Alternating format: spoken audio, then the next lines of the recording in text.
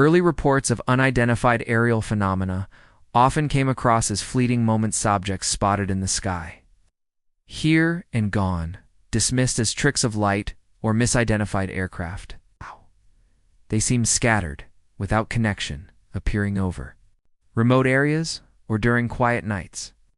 But over time, these sightings started to overlap in ways that shifted the view. What began as isolated events turned into something more persistent, repeating in specific places and patterns. The shift wasn't sudden, but gradual. It's building through the years. Consider the mid-1940s, around the dawn of the atomic age. Objects were observed near Los Alamos, New Mexico, where classified work on nuclear weapons unfolded. Witnesses described bright lights hovering low over the labs, moving silently before vanishing. This wasn't isolated.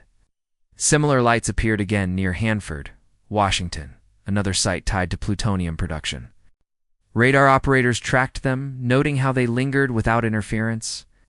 Officials noted the intrusions but provided no follow-up. The pattern continued into the next decade. It's not fading but resurfacing elsewhere. By the 1950s, the repetitions grew clearer near air bases. Over Lakenheath, in England, 1956. Ground radar picked up an object accelerating from standstill to thousands of miles per hour. Pilots scrambled to intercept, watching it evade them effortlessly. This mirrored earlier accounts from the U.S., where objects had darted around restricted airspace. Again, no debris, no traces left behind. What followed made coincidence harder to ignore, as the same behaviors showed up over nuclear storage facilities in Ohio and beyond. Move forward to the 1960s. At Minuteman missile sites in Montana, security teams reported glowing orbs descending over silos. In one case, near Malmstrom Air Force Base in 1967, alarms triggered as an object hovered directly above.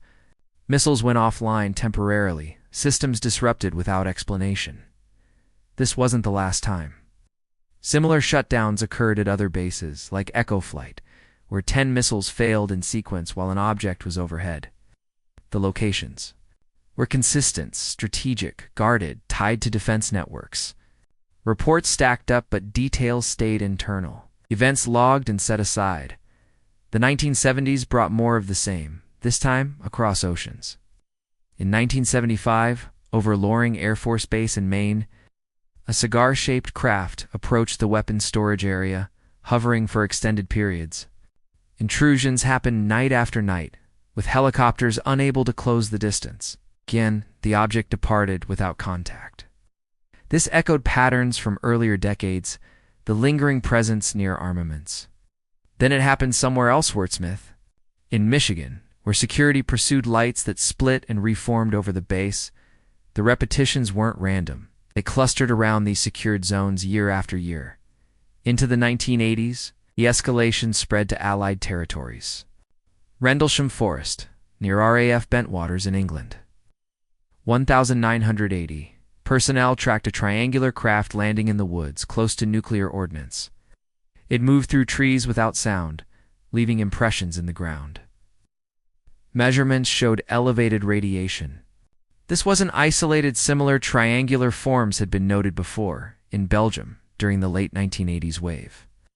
Their F-16s chased objects that accelerated sharply, radar locked but untouchable. The Belgian military released data, acknowledging the intrusions over populated areas, yet the core behaviors matched. Sudden stops, impossible turns. Silent operation. The 1990s saw quieter periods, but the underlying thread held. Sightings near Nellis Air Force Base in Nevada involved fast-moving lights performing right-tangle maneuvers. Test range operators captured them on video, the objects ignoring no-fly zones. Again, the footage showed patterns from prior air evasion, speed without sonic booms.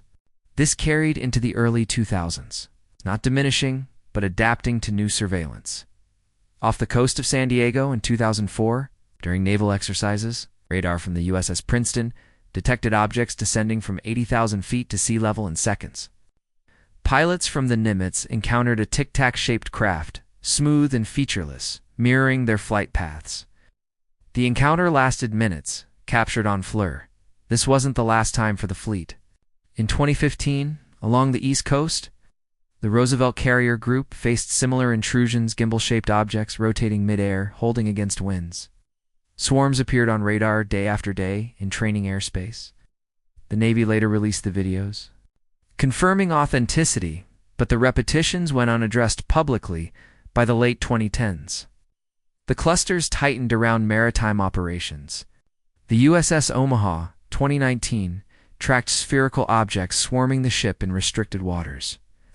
One submerged seamlessly, no splash or wake.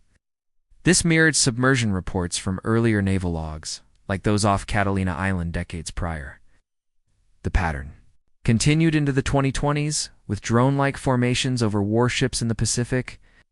Night vision captured them hovering in formations, unresponsive to countermeasures. Overland, the overlaps persisted near energy sites. In 2021, near Palo Verde, nuclear generating station in Arizona, operators reported orbs circling the facility. Security footage showed them pulsing, descending low before ascending. This echoed the 1960s missile incidents, the same proximity to power sources. Not isolated, similar orbs appeared over other plants, like Indian Point in New York, lingering without disruption as 2023 unfolded. Congressional hearings brought older cases back into view, alongside new ones. Footage from the Middle East showed orbs withstanding direct hits, unmoved by munitions in contested airspace. The behaviors aligned, impervious, precise, recurring near military assets. Then it surfaced in civilian reports too, but the Corps stayed tied to these zones. Looking across these accounts, what stands out is the accumulation. Early sightings felt like anomalies, scattered across maps and calendars. But as they layered, same shapes darting at right angles, same hovers over guarded sites, same silences after official acknowledgments, the randomness gave way. The events didn't cluster by chance. They built over decades, repeating in form and location. This persistence remains observed in the records, a steady undercurrent without end.